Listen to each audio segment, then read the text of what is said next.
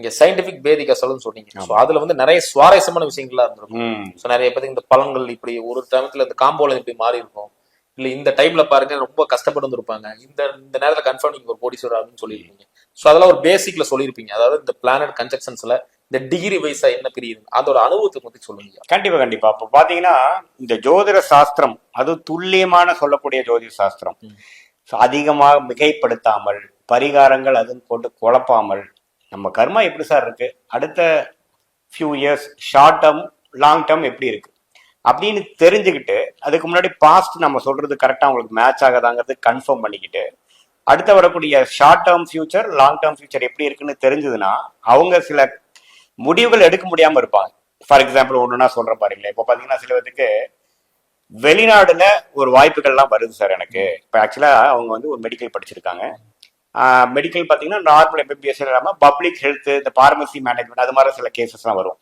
அவங்களுக்கு பார்த்தீங்கன்னா எனக்கு என்னோட துறைக்கு வெளிநாடு தான் அதிகமாக வாய்ப்புகள் இருக்கு. ஆனால் வெளிநாடு போகிற அளவுக்கு எனக்கு சக்தி இல்லை. அந்த அந்த இன்னொரு உயர் கோர்ஸ் படிக்கிறதுக்கு எனக்கு வந்து கெப்பாசிட்டி இல்லை, ஃபினான்ஸ் இல்லை, கொஞ்சம் கஷ்டப்படுறோம் நாங்கள் ஃபேமிலியாக. அது நம்ம ரிஸ்க் எடுக்கலாமா, நம்ம கர்மா எப்படி சொல்லுது, என்னோட பிராப்தம் எங்க இருக்கு சார் அப்படிங்கிறது கேட்பாங்க. ஸோ நம்ம ஜாதகத்துல பார்க்கும் பொழுது அவங்களுடைய துறைக்கு தகுந்த மாதிரி கிரகம் நல்லா இருக்கா, ஓகே, செவ்வாய் நல்லா இருந்தா ரியல் எஸ்டேட், சிவில், மெடிக்கல் அது மாதிரி போறாங்க, நல்லா இருக்கு. சரி, அடுத்த வரக்கூடிய தசைகள் வந்து அவங்களை எங்க நகர்த்திட்டு போற மாதிரி நமக்கு காமிக்குது. நம்ம ஒரு 35,000 40,000 ஜாதகம் பார்த்திருக்கோம், 18 வருஷம் அனுபவிச்சிருக்கோம். ஸோ அடுத்த டேர்ன், அடுத்த ஒரு நகர்வு அவங்க ஜாதகத்துல எதை காமிக்குதுன்னு பார்க்கும் பொழுது வெளிநாடு சம்மந்தப்பட்டிருக்கான்னு பாக்குறோம்.